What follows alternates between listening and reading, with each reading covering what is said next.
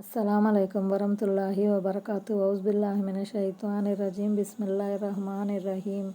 సూరా 12 యూసుఫ్ 56-85 ఆయతులు. యూసుఫ్ అనగా దైవ ప్రవక్త యూసుఫ్. ఆయత్ నంబర్ 56. ఈ విధంగా మేము యూసుఫ్కు ఈజిప్టు రాజ్య భూభాగంలో అధికారాన్ని ప్రసాదించాము. అక్కడ తాను కోరిన చోట నివసించే సౌలభ్యం అతనికి ఇచ్చాము. మేము కోరిన వారికి ఇలాగే మా కారుణ్య భాగ్యాన్ని ప్రసాదిస్తాము. సజ్జనుల పుణ్యఫలాన్ని మేము వృధా కానివ్వము. అంటే రాజ్య పరిధిలో మేము యూసుఫ్ అలైహిస్సలాంకి ఇచ్చిన అధికారాలు ఎంత కీలకమైనవంటే, యూసుఫ్ ఏది చెబితే రాజు అదే చేస్తాడు. ఒక ఇంటి యజమాని తన ఇంట్లో ఎలా శాసిస్తాడో అలాగే యూసుఫ్ ఈజిప్టు రాజ్యంలో అధికార బాధ్యతలను నెరవేర్చారు. ఈజిప్టు మొత్తం ఆయన పర్యవేక్షణలో ఉండేది. తాను తలచిన చోట ఆయన నివసించగలిగేవారు. సోదరులు ఆగడాలను సహించినందుకు, జులైకా బిగించిన ఉచ్చులో పడకుండా ఆత్మ నిగ్రహం కనబరిచినందుకు, మొక్కవోని సహన స్థైర్యాలతో కారాగార జీవితం గడిపినందుకు మేము యూసుఫ్కు ఇచ్చిన బహుమానం ఇది. ఈ ప్రాపంచిక పదవి. ఒక మంత్రి ఇంట బానిసగా అడుగుడిన వ్యక్తిని సత్ప్రవర్తన, సౌశీల్యం మూలంగా మంత్రి స్థాయికి చేర్చాడు అల్లా. హజరత్ యూసుఫ్ అలైహిస్సలాం పిలుపుపై ఈజిప్టు చక్రవర్తి ఇస్లాం స్వీకరించాడని కొందరు చెబుతున్నారు. ఈజిప్టు అజీజ్ యొక్క అసలు పేరు ఇత్ఫీర్. కొంతకాలానికి అతను చనిపోయాడని, అతని మరణానంతరం జులైఖాతో యూసుఫ్ అలైహిస్సలాం వివాహం జరిగిందని, 2 పిల్లలు కూడా పుట్టారని మరికొందరు అంటున్నారు.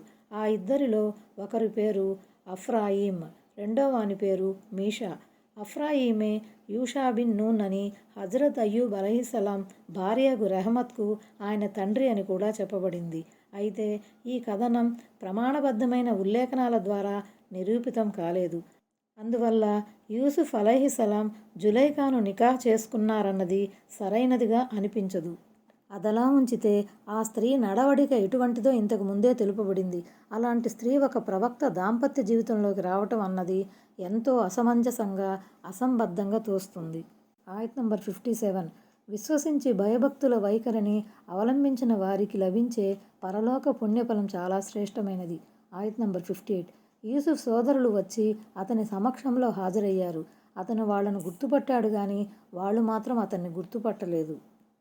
7 సంవత్సరాలు పంటలు పుష్కలంగా పండి ఆ తరువాత కరువు కాటకాలు ఏర్పడినప్పుడు జరిగిన సంఘటనిది. ఈజిప్టులోని ప్రధాన నగరాలు, ప్రాంతాలన్నిటినీ కరువు రక్కసి కబళించింది. ఆఖరికి హజరత్ యాకూబ్ అలైహిస్సలాం కుటుంబీకులు నివసించే కస్సాన్ ప్రాంతం కూడా కరువు వాతన పడింది. పంటలు పొంగిపొరలే కాలంలో హజరత్ యూసుఫ్ అలైహిస్సలాం తీసుకున్న కట్టుదిట్టమైన చర్యలు ఫలించాయి. ఆహార వస్తువుల సరఫరాను క్రమబద్ధం చేసి అన్ని ప్రాంతాల వారికి న్యాయసమ్మతంగా ఇవ్వటంతో ఆయన పేరు రాజ్యంలో మారుమోగిపోయింది. ఈజిప్టు చక్రవర్తి కరువు ప్రాంతాలకు ఆహార పదార్థాలను సరఫరా చేస్తున్నాడన్న సంగతి కన్నాన్ వాసులకు కూడా తెలిసింది. తండ్రి యాకూబ్ అలైహిస్సలాం ఆదేశంపై యూసుఫ్ సోదరులు కూడా తమ ఇళ్లల్లో ఉన్న సొమ్మును తీసుకొని రాజదర్బారులోనికి ప్రవేశించారు. వారిని చూడగానే వారు తమ సోదరులన్న సంగతిని యూసుఫ్ అలైహిస్సలాం గ్రహించారు. కానీ ఆ అభాగ్య సోదరులకు తెలియదు, కొన్నేండ్ల క్రితం తాము తమ స్వహస్తాలతో బావిలో పడవేసిన సహోదరుడు యూసుఫే ఈ మహామనిషి అని. ఆయత్ నంబర్ 59. వారి సామానును సిద్ధం చేయించిన తర్వాత, మరోసారి మీరు నా వద్దకు వచ్చినప్పుడు మీ తండ్రికి జన్మించిన మీ సవతి సోదరుని కూడా తీసుకురండి. నేనెలా పూర్తిగా కొలిచిస్తున్నానో, ఎంత చక్కగా అతిథి మర్యాద చేస్తున్నానో మీరు చూడటం లేదా అని అన్నాడు. యూసుఫ్ అలైహిస్సలాం తన పుట్టు పూర్వోత్తరాల గురించి వారికి చెప్పకుండా వారి సంగతులన్నింటినీ వారి నుంచి రాబట్టారు. వారు తమ వంశ పరంపరను గురించి, కుటుంబ పరిస్థితుల గురించి పూర్తి సమాచారం అందించారు. తాము 10 మంది సోదరులం, ఒకే తల్లి బిడ్డలమని, మరో 2 సవతి సోదరులు కూడా ఉన్నారని, వారిలో ఒకతను అడవిలో తోడేలు వాతన పడ్డాడని చెప్పారు. సవతి సోదరుడైన బిన్యామీన్ను తమ పితామహుడు తమ వెంటే ఉంచుకున్నారని, అతన్ని తమ వెంట పంపించలేదని కూడా చెప్పారు. తన తమ్ముణ్ణి చూడాలన్న కుతూహలం యూసుఫ్లో జనించింది. మరోసారి వచ్చేటప్పుడు అతన్ని కూడా వెంటబెట్టుకు రావాలని తాకీదు చేశారు. ఆయత్ నంబర్ 60. మీరు గనక అతన్ని తీసుకోరాని పక్షంలో నా తరపున మీకు ధాన్యం కొలిచి ఇవ్వటం జరగదు. అసలు మీరు నా దరిదాపులకు కూడా రాకూడదని వారికి చెప్పాడు. ఆ సోదరుణ్ణి బిన్యామీన్ని కూడా పిలుచుకురాకపోతే ధాన్యం గీన్యం లభించదని హెచ్చరించారు. అలా గట్టిగా చెబితే ఎలాగైనా తన తమ్ముణ్ణి తీసుకువస్తారన్న ఉద్దేశంతో హజరత్ యూసుఫ్ చాలా ఖచ్చితంగా మాట్లాడారు. ఆయత్ నంబర్ 61. సరే, అతని తండ్రి అతనిని పంపటానికి సమ్మతించేలా మేము ప్రయత్నం చేస్తాము. మేము అలా తప్పకుండా చేస్తామని వారు సమాధానమిచ్చారు. అంటే అతన్ని పంపమని మేము మా నాన్నగారిని శతవిధాలా నచ్చజెప్పుతాము. మా ప్రయత్నంలో మేము సఫలీకృతులమవుతామన్న నమ్మకం మాకుందని వారు హామీ ఇచ్చారు. ఆయత్ నంబర్ 62. వారి మూలధనాన్ని, డబ్బును వారి మూటలలోనే ఉంచండి. వారు తమ ఇంటివారల వద్దకు పోయినప్పుడు తమ మూలధనాన్ని గుర్తించి బహుశా తిరిగి వస్తారని యూసుఫ్ తన సేవకులకు ఆజ్ఞాపిస్తూ చెప్పాడు. మూలధనం అంటే ఆహార ధాన్యాలను కొనుగోలు చేయడానికి ఆ అన్నదమ్ములంతా కలిసి తెచ్చుకున్న సొమ్ము అన్నమాట. వారి సొమ్ములను గుట్టుచప్పుడు కాకుండా వారి మూటాముళ్ళల్లో పెట్టేయటంలోని మర్మం ఏమిటంటే, మరోసారి వారు ఆహార ధాన్యాల కోసం రావాలంటే ఇంట్లో డబ్బు ఉండాలి. డబ్బు లేకపోతే రాకపోవచ్చు. వచ్చినా చాలా ఆలస్యంగా రావచ్చు. అందుకే వారి డబ్బును, వారి సామాన్లు సర్దిపెట్టమని ఆదేశించారు. మూలంలోని ఫిత్యాన్, యువకులు అనే పదానికి రాజదర్బారులో పనిచేసే సేవకులు, బానిసలు అని భావం. ఆయత్ నంబర్ 63. వారు తిరిగి తమ తండ్రి వద్దకు వచ్చినప్పుడు, నాన్న, ఇక మీదట మనకు ధాన్యం కొలవటంపై ఆంక్ష విధించబడింది. కాబట్టి మేము కొలపాత్ర నిండా ధాన్యం తీసుకురావటానికి మీరు మా తమ్ముణ్ణి మా వెంట పంపండి. అతన్ని రక్షించే బాధ్యత మాది అని విన్నవించుకున్నారు. దీని భావం ఏమిటంటే, ఇక నుంచి బిన్యామీన్ వస్తే గాని మాకు ధాన్యం లభించదు. కాబట్టి అతన్ని మా వెంట తప్పకుండా పంపండి. ఇది వరకు యూసుఫ్ అలైహిస్సలాం విషయంలో అలసత్వం కనబరిచామన్న ఉద్దేశంతో మీరు బిన్యామీన్ను పంపరేమో. ఒకవేళ అతన్ని గనక మా వెంట పంపకపోతే మనమంతా ఇక్కట్ల పాలు కావలసి వస్తుంది. మీరు నిశ్చింతంగా ఉండండి. మేము మా సోదరుని జాగ్రత్తగా చూసుకుంటాం. ఆయత్ నంబర్ 64. లోబడి ఇతని సోదరుని విషయంలో నేను మిమ్మల్ని నమ్మినట్లుగానే ఇతని విషయంలో కూడా నమ్మమంటున్నారు కదూ. అల్లాహే అత్యుత్తమ రక్షకుడు. ఆయనే కరుణించే వారందరిలోకి గొప్ప కరుణాకరుడని యాకూబ్ పలికాడు. మీ మాటలను ఎలా నమ్మేది? ఇది వరకు యూసుఫ్ను తీసుకెళ్ళినప్పుడు కూడా మీరు చాలా కబుర్లు చెప్పారు. అతన్ని రక్షించలేని వారు ఇతన్ని మాత్రం ఎలా రక్షిస్తారు అన్నది యాకూబు మాటల్లోని భావం. అయినప్పటికీ తీవ్రమైన ఆహార వస్తువుల కొరత మూలంగా బిన్యామీన్ను వారి వెంట పంపడానికి అంగీకరించక తప్పలేదు. అల్లాహ్పై భారం మోపి అన్యమనస్కంగానే అంగీకారాన్ని వ్యక్తపరిచారు ఆ సహనశీలి. ఆయత్ నంబర్ 65. వారు తమ సామాను విప్పినప్పుడు తమ సొమ్ము తమకు వాపసు చేయబడిన సంగతి తెలుసుకున్నారు. నాన్నగారు, మనకి ఇంకేం కావాలి చూడండి, మన సొమ్ము కూడా మనకు వాపసు చేయబడింది. మళ్ళీ వెళ్ళి మన కుటుంబం కోసం ఆహార పదార్థాలను తెచ్చుకుంటాం. మా తమ్ముణ్ణి కూడా జాగ్రత్తగా కనిపెట్టుకుని ఉంటాం. ఒక ఒంటె మోయగలిగేంత ధాన్యాన్ని అదనంగా తెచ్చుకుంటాం. ఈ పాటి కొలత, అదనపు ధాన్య ప్రాప్తి చాలా తేలికని ప్రాధేయపడ్డారు. అంటే రాజుగారు మాకు అతిథి మర్యాద చేశాడు, ధాన్యం ఇచ్చాడు, మేమిచ్చిన డబ్బును కూడా మాకు తిరిగిచ్చేశాడు. మనకింకేం కావాలి? అంటే ఒక్కో వ్యక్తికి ఒక్కో ఒంటె మోయగలిగేంత ధాన్యం ఇవ్వబడుతుంది. మీరు బిన్యామీన్ను కూడా పంపితే అదనంగా మరో ఒంటె మోయగలిగేంత ధాన్యం వస్తుంది. ఒక ఒంటె మోయగలిగినంత ధాన్యం ఇవ్వటం రాజుకు కష్టమేమీ కాదు అన్నది దీని భావం. లేక ఇప్పుడు మేము తెచ్చుకున్న ధాన్యం కొద్దిపాటితే. బిన్యామీన్ కూడా మాకు తోడుగా ఉంటే మరింత ధాన్యం తెచ్చుకోవచ్చు. ఆ విధంగా మన అవసరాలు తీరుతాయన్నది కూడా వారి పలుకుల ఉద్దేశం కావచ్చు. ఆయత్ నంబర్ 66. మీరతన్ని తిరిగి నా దగ్గరకు చేరుస్తామని దేవుని సాక్షిగా మాటిస్తే తప్ప నేను అతన్ని మీ వెంట పంపించను.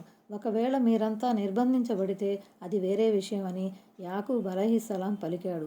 అప్పుడు వారంతా ఆ మేరకు అతనికి మాటిచ్చారు. మనం ఆడిన మాటలను అల్లాహ్ గమనిస్తూనే ఉన్నాడని యాకూబ్ అన్నాడు. మీరేదైనా సామూహిక ఆపదలో చిక్కుకోవటమో, లేక పట్టుబడటమో, లేక హత్యకు గురి కావటమో జరిగితే తప్ప బిన్యామీన్ విషయంలో మాట తప్పకూడదని గట్టిగా తాకీదు చేశారు. ఆ మేరకు వారి చేత ప్రమాణం కూడా చేయించుకున్నారు.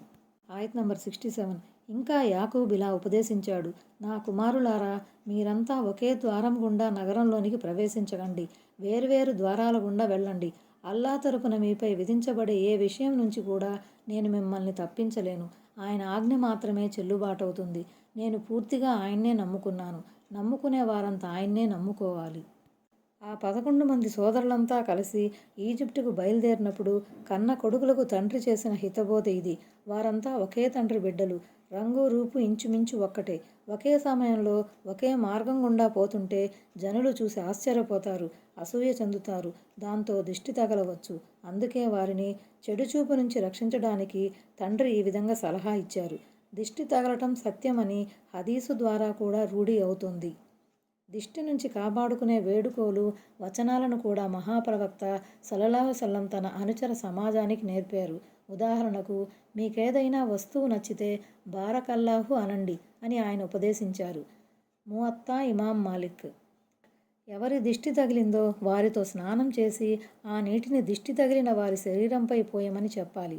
అలాగే మాషా అల్లాహ్ లా కువ్వత ఇల్లా బిల్లాహి, అల్లా కోరినదే జరుగుతుంది, అల్లా తప్ప ఇంకొకరి శక్తి ఎందుకు పనికిరాదన్న ఖురాన్ వాక్యాన్ని కూడా పలకవచ్చు. సూరా అల్ కాఫ్ 39. అదేవిధంగా దిష్టి తగిలిన వారి ముందు కుల్లౌజు బిరబ్బిల్ ఫలక్, కుల్లౌజు బిరబ్బిన్నాస్ సూరాలు కూడా పఠించి ఊదాలి. అంటే ఇవన్నీ మనిషి తన వంతు తీసుకోవాల్సిన జాగ్రత్తలు మాత్రమే. వాస్తవానికి దేవుని విధివ్రాతలో ఎలాంటి మార్పు ఉండదు. ఆయన నిర్ణయించినదే ఈ లోకంలో చెల్లుతుంది. ఆయత్ నంబర్ 68. తమ తండ్రి ఆజ్ఞాపించిన మార్గాల ద్వారానే వారు నగరంలోకి ప్రవేశించారు. అల్లా నిర్ధారించిన దాని నుండి యాకూబ్ సుతరాము వారిని తప్పించలేడు. కాకపోతే మనసులో జనించిన ఒక విషయాన్ని వెలిబుచ్చాడంతే. నిస్సందేహంగా అతను మేము నేర్పిన విద్య వల్ల జ్ఞాని అయినవాడు. కానీ చాలామందికి తెలియదు. అంటే ఆయన చెప్పినంత మాత్రాన అల్లా చేయదలుచుకున్నది చేయకుండా ఉండడు. అయితే తన మనసులో వచ్చిన ఒక మాటను హజ్రత్ యాకూబ్ అలైహిస్సలాం తనయులకు చెప్పి తన వంతు బాధ్యతను నెరవేర్చారంతే. ఆయన యాకూబ్ అలా అన్నాడంటే దేవుని సూచనానుసారమే అన్నాడు. మనిషి తీసుకునే ముందు జాగ్రత్త చర్య ఏదీ దేవుని విధివ్రాతను మార్చజాలదు.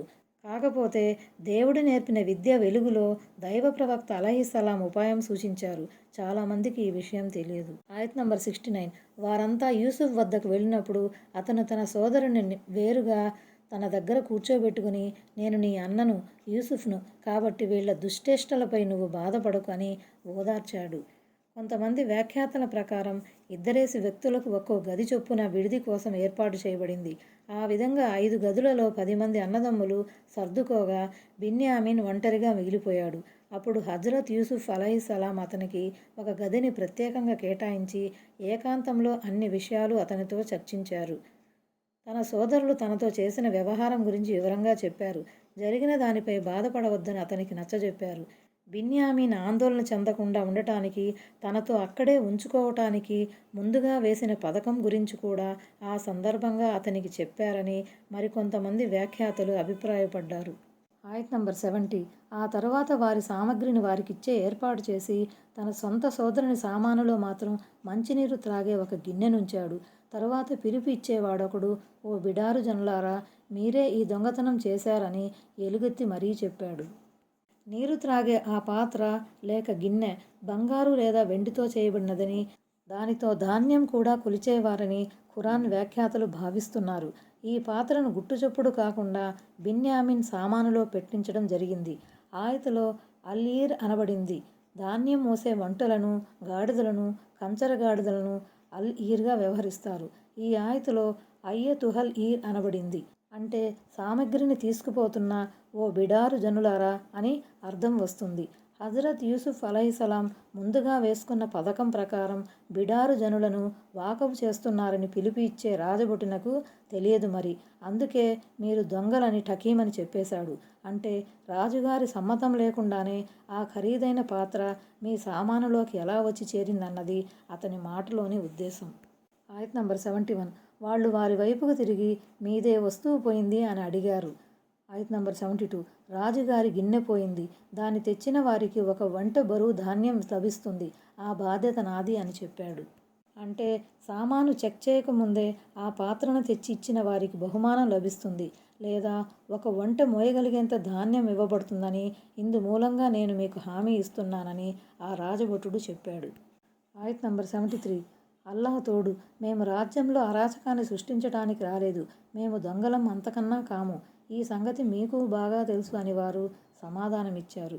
యూసుఫ్ అలైహిస్సలాం గారి వ్యూహరచన గురించి సోదరులకు తెలీదాయే, అందుకే వారు దేవునిపై ఒట్టేసి మరీ చెప్పారు. ఆ దొంగతనానికి తాము పాల్పడలేదని, తాము రాజ్యంలో అరాచకాన్ని సృష్టించడానికి రాలేదని కూడా చెప్పారు. ఆయత్ నంబర్ 74. అలాగా, మరి మీ మాట అబద్ధమని తేలితే దొంగిలించిన అతనికి ఏ శిక్ష విధించాలని వారు రాజభటులు ప్రశ్నించారు. ఒకవేళ మీ సామానులో రాజుగారి పాత్ర దొరికితే ఏం చేయమంటారు? ఆయత్ నంబర్ 75. ఎవరి సామానులో అది దొరుకుతుందో శిక్షగా అతనే బానిసగా ఉంచుకోబడాలి. మేము అలాంటి దుర్మార్గులకు విధించే శిక్ష ఇదే అని వారు బదులిచ్చారు. తమ పితామహుని యాకూబ్ షరియతు శాసనాంగం ప్రకారం వారు శిక్షను గురించి వివరించారు. దాని ప్రకారం దొంగతనం చేసిన వ్యక్తిని కొంతకాలం పాటు దొంగిలించబడిన వస్తువు యజమానులకు అప్పగించేవారు. ఇవి కూడా యూసుఫ్ అలైహిస్సలాం సోదరులు పలికిన మాటలే. మరికొంతమంది అభిప్రాయం ప్రకారం ఇవి యూసుఫ్ సహచరుల పలుకులు. మేము కూడా దుర్మార్గులను ఇలాగే శిక్షిస్తామని వారు చెప్పారు. అయితే రాజుగారి చట్టం ప్రకారం ఆయన తన సోదరుణ్ణి అక్కడ ఆపి ఉంచలేకపోయేవారన్న తరువాతి ఆయతను బట్టి ఈ రెండవ అభిప్రాయం పొసగదు. ఆయత్ నంబర్ 76. అప్పుడు యూసుఫ్ తన తమ్ముని సామానును సోదా చేసే ముందు వాళ్ళ సామానును సోదా చేశాడు. ఆ తర్వాత ఆ పాత్రను తన తమ్ముని సంచిలో నుంచి తీశాడు. ఈ విధంగా మేము యూసుఫ్ కోసం ఉపాయం సూచించాము. ఎందుకంటే అల్లా తలిస్తే తప్ప అక్కడి రాజు ధర్మం, రాజ్య శాసనం ప్రకారం అతను తన తమ్ముని తనతో ఆపుకోలేడు. మేము కోరిన వారి అంతస్తులను పెంచుతాము. ప్రతి జ్ఞానిని మించిన జ్ఞాని ఒకడున్నాడు. తాను ముందుగా వేసిన పథకం ప్రకారం ఇదంతా చేస్తున్నానన్న అనుమానం రాకుండా ఉండటానికి ముందు సవతి సోదరుల సామానును వెతికిన తర్వాత ఆఖరిలో బిన్యామిన్ సంచిని వెతికారు హజ్రత్ యూసుఫ్. అంటే మేము వహీ ద్వారా ఈ ఉపాయాన్ని యూసుఫ్కు సూచించామని అల్లా సెలవిచ్చాడు. దీని ద్వారా తెలిసేదేమంటే ఏదైనా మంచి ఉద్దేశం కోసం ఇటువంటి వ్యూహం పన్నవచ్చు. పైకి అది ఎత్తుగడలా అగుపించినా పర్వాలేదు. అయితే దానికోసం అవలంబించే పద్ధతి మాత్రం షరియతు మూలాలకు విరుద్ధంగా పోకూడదు. అంటే ఆనాడు ఈజిప్టులో చలామణిలో ఉన్న రాజ్య శాసనం ప్రకారం యూసుఫ్ తన సొంత సోదరుడైన బిన్యామీన్ను ఆపుకోవటం సాధ్యం కాదు. అందుకే ఇలాంటి పని చేసిన వాడికి ఏం చేయాలో మీరే చెప్పండని వారినే ప్రశ్నించారు. అంటే యూసుఫ్ను ప్రత్యేకంగా దయదలచి అత్యున్నత శిఖరాలకు చేర్చినట్లే అల్లాహ్ తాను కోరిన వారి శ్రేణులను పెంచుతూ ఉంటాడు. ప్రతి జ్ఞానిని మించిన జ్ఞాని ఇంకొకడు ఉంటాడు. అందుచేత ఎంతటి విద్వాంసుడైనా సరే తనే ఈ లోకంలో అందరికన్నా గొప్ప విద్వాంసుణ్ణి అని తలపోయకూడదు. అలాగే ప్రతి జ్ఞానిపై సర్వజ్ఞాని అయిన అల్లాహ్ ఉన్నాడని మరికొంతమంది వ్యాఖ్యానించారు. ఆయత్ నంబర్ 77. వాళ్ళు ఇలా అన్నారు, ఇతను దొంగతనం చేశాడంటే ఆశ్చర్యం చెందనవసరం లేదు. ఇంతకుముందు ఇతని అన్న కూడా దొంగతనం చేసి ఉన్నాడు. వారి ఈ మాటను యూసుఫ్ లోపలే దిగమిరింగాడు. తన మనోభావాన్ని వారి ముందు ఏమాత్రం బయట పెట్టకుండానే మీరింతటి నీచస్థితికి దిగజారారు. మీరు కల్పించి చెప్పే విషయాలు అల్లాహ్కు బాగా తెలుసని లోలోన అనుకున్నాడు. తమ నిర్దోషిత్వాన్ని, అమాయకత్వాన్ని చాటుకోవటానికి వారు చెప్పిన మాటలివి. ఎందుకంటే యూసుఫ్ బిన్యామీన్లు ఎలాగూ వారి సొంత సోదరులు కారు, సవతి సోదరులు మాత్రమే. అందుకే వారు తమను అత్యంత నీతిమంతులుగా చిత్రించుకొని సవతి సోదరుల గుణగణాలను వక్రీకరించి చెప్పారు. హజ్రత్ యూసుఫ్ అలైహిస్సలాం గారి ఈ మాటల్ని బట్టి వాళ్ళు యూసుఫ్పై దొంగతనపు అబద్ధాన్ని అంటగట్టడంలో అత్యంత హేయంగా ప్రవర్తించారని అర్థమవుతుంది. ఆయత్ నంబర్ 78. అప్పుడు వారు, ఓ అజీజ్, ఓ ఈజిప్టు అధినేత, ఇతని తండ్రి మరీ ముసలివాడు. మీరు ఇతనికి బదులుగా మాలో ఎవరినైనా సరే తీసేసుకోండి. ఇతన్ని మాత్రం విడిచిపెట్టండి. మీరు మాకు పుణ్యాత్మునిలా కనబడుతున్నారని విన్నవించుకున్నారు. హజ్రత్ యూసుఫ్ అలైహిస్సలాంను వారు అజీజ్, ఈజిప్ట్ అధికారని సంబోధించడానికి కారణం ఏమిటంటే ఆ సమయంలో కీలకమైన అధికారాలన్నీ ఆయన చేతిలోనే ఉన్నాయి. రాజుగారు అలంకారప్రాయంగా మాత్రమే ఉండేవాడు. తండ్రి ఎలాగూ ముసలివాడే. కానీ వారి మనసులో ఉన్న అసలు ఉద్దేశం ఏమిటంటే ఒకప్పుడు తాము యూసుఫ్ విషయంలో ఘోర పాపానికి పాల్పడ్డారు. చరిత్ర పునరావృతమయ్యేలా ఉంది. ఈసారి గనక తాము బిన్యామిన్ లేకుండా తండ్రి దగ్గరకు వెళితే అంతకన్నా నామోషి ఇంకొకటి ఉండదు.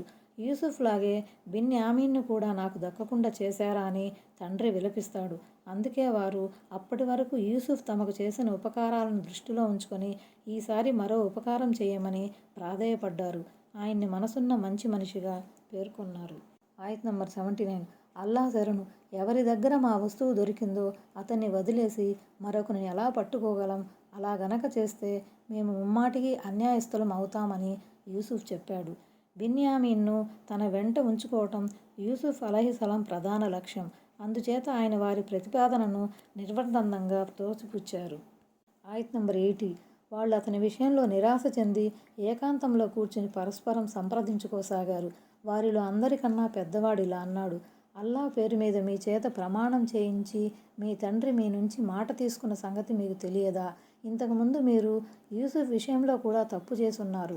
కాబట్టి నాన్నగారు స్వయంగా నాకు అనుమతి ఇవ్వనంత వరకు, లేదా అల్లాహే నా వ్యవహారంలో ఏదో ఒక తీర్పు చేయనంత వరకు నేను ఈ భూభాగం నుంచి కదలను. ఆయన తీర్పు చేసే వాళ్ళందరిలోకెల్లా ఉత్తముడు. ఎందుకంటే తమ సవతి సోదరుడైన బిన్యామీన్ను వదిలి వెళ్ళటం అనేది ఇప్పుడు వారికి చిక్కుల్లో పడవేసే విషయమే. ఇప్పుడు తమ తండ్రికి మొహం చూపెట్టే అర్హత కూడా వారికి లేదు. అందుకే పరస్పరం సంప్రదించుకోసాగారు. పెద్ద కొడుకు మరీ డీలా పడిపోయాడు. తండ్రి సమక్షంలో వచ్చి నిలబడే నైతిక ధైర్యం అతనికి లేకుండా పోయింది.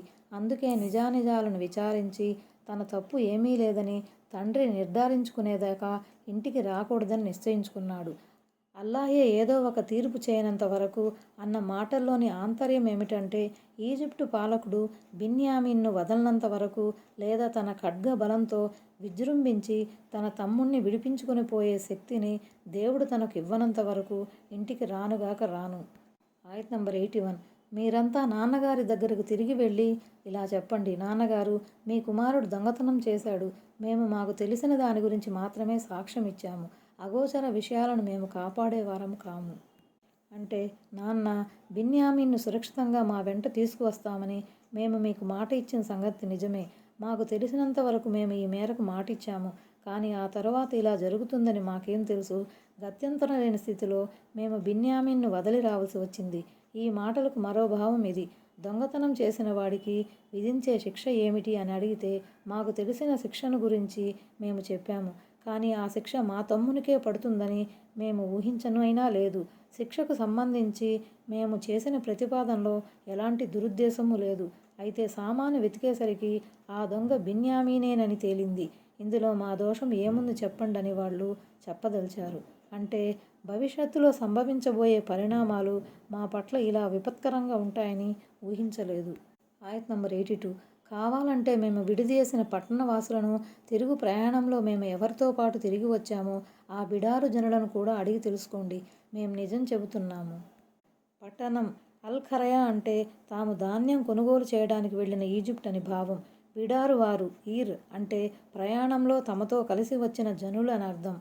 మేము ఇచ్చే సంజాయిషీపై మీకు ఏమాత్రం అనుమానం ఉన్నా మీరు ఈజిప్టు దేశానికి వెళ్ళి అక్కడి వారిని దర్యాప్తు చేసుకోవచ్చు. మేము చెప్పేది పూర్తిగా నిజం. ఇందులో మేము మా తరపున ఎలాంటి హెచ్చుతగ్గులు చేయటం లేదని తమ పితామహునికి చెప్పమని అన్న పురమాయించాడు. ఆయత్ నంబర్ 83. కానే కాదు, ఇది మీ స్వీయ కల్పన మాత్రమే. సరే, ఇప్పుడు ఓర్పు వహించడమే మంచిది. బహుశా అల్లాహ్ వారందరినీ త్వరలోనే నా దగ్గరకు చేర్చవచ్చు. నిశ్చయంగా ఆయన సర్వం తెలిసినవాడు, వివేచనాపరుడును అని యాకూబ్ చెప్పాడు. వాస్తవ స్థితి గురించి హజ్రత్ యాగూబ్ అలైహిస్సలాంకు తెలియదు. దానికి సంబంధించి దేవుని తరపు నుంచి వహీ కూడా రాలేదు. అందుకే ఆయన ఈ విధంగా స్పందించారు. ఒకప్పుడు యూసుఫ్ అలైహిస్సలాం విషయంలో వారు కట్టుకథను అల్లినట్లే ఈసారి కూడా మాటను కల్పిస్తున్నారని తలపోశారాయన. బిన్యామీన్ పట్ల వీళ్ళు చేసిన వ్యవహారం ఏమిటి అన్నది కూడా ఆయనకు ఖచ్చితంగా తెలీదు. అయితే ఒకప్పుడు యూసుఫ్ సంఘటనను దృష్టిలో పెట్టుకొని తన కొడుకులను అనుమానించారు. అలాంటి అనుమానం రావటం సహజం కూడా. మరోసారి సహనం పాటించడం తప్ప మార్గాంతరం లేకపోయింది. సహనంతో పాటు ఆశను కూడా ఆయన వదులుకోలేదు. వారందరినీ అంటే 1 యూసుఫ్ను, 2 బిన్యామీన్ను, 3 మొహం చెల్లక ఇంటికి రాకుండా అక్కడ ఉండిపోయిన పెద్ద కుమారుణ్ణి అని భావం. ఆయత్ నంబర్ 84. మరి వారందరి వైపు నుంచి ముఖం త్రిప్పుకొని ఆవేదనతో ఆహ్ యూసుఫ్ అన్నాడు. దుఃఖంతో ఆయన కళ్ళు తెల్లగా పాలిపోయాయి. బాధను లోపలే అణిచిపెట్టుకునేవాడు. అంటే ఇప్పుడు బిన్యామీన్ సంఘటన ఒకప్పుడు యూసుఫ్ ఘటనను కూడా జ్ఞాపకం వచ్చేలా చేసింది. దాంతో ఆయన బాధతో ఓ యూసుఫా అంటూ విలపించారు. దుఃఖంతో అదే పనిగా విలపిస్తూ ఉండడం వల్ల నల్లగా ఉండే కనుపాపలు కాస్త తెల్లగా మారిపోయాయి. ఆయత్ నంబర్ 85. కొడుకులు తమ తండ్రిని ఉద్దేశించి దైవసాక్షి, తమరు అనుక్షణం యూసుఫ్నే తలచుకుంటూ కడకు ఆ బాధతోనే కృంగి కృశించిపోయేలా లేదా ప్రాణం విడిచేలా ఉన్నారే అని చెప్పారు. తండ్రి ఆవేదనను గమనించిన కొడుకులు చెప్పిన మాటలివి. ఆ మాటల్లో కూడా ఒకంత సానుభూతి, ఆత్మీయతలతో పాటు అసూయ, ఓర్వలేనితనం కూడా తొంగి చూస్తున్నాయి. సాధారణంగా మనిషి నిరంతరం ఒకదాని తర్వాత ఇంకొకటి కష్టాలు ఎదురవుతున్నప్పుడు, నిరంతరం మనసు గాయాలవుతున్నప్పుడు, ప్రేమలో విఫలమైనప్పుడు ఎంతో కృంగిపోతాడు. పొద్దుస్తమానం యూసుఫ్ అని తండ్రి కలవరించేసరికి కొడుకుల్లోని అసూయాగ్ని జ్వాల మరోసారి ప్రజ్వరిల్లింది. దాన్ని ఆపుకోలేక వారు ఆ విధంగా మాట్లాడారు. అరబ్బీలో హరజన్ అని ఉంది. వృద్ధాప్యం, విపరీతమైన ప్రేమ లేక వరుసగా ఎదురవుతున్న కష్టాల వల్ల మనిషికి కలిగే శారీరక అనారోగ్యాన్ని లేక బుద్ధిమాంద్యాన్ని హర్జున్ అని అంటారు. అస్సలాము అలైకుం వరహ్మతుల్లాహి వబరకాతుహు.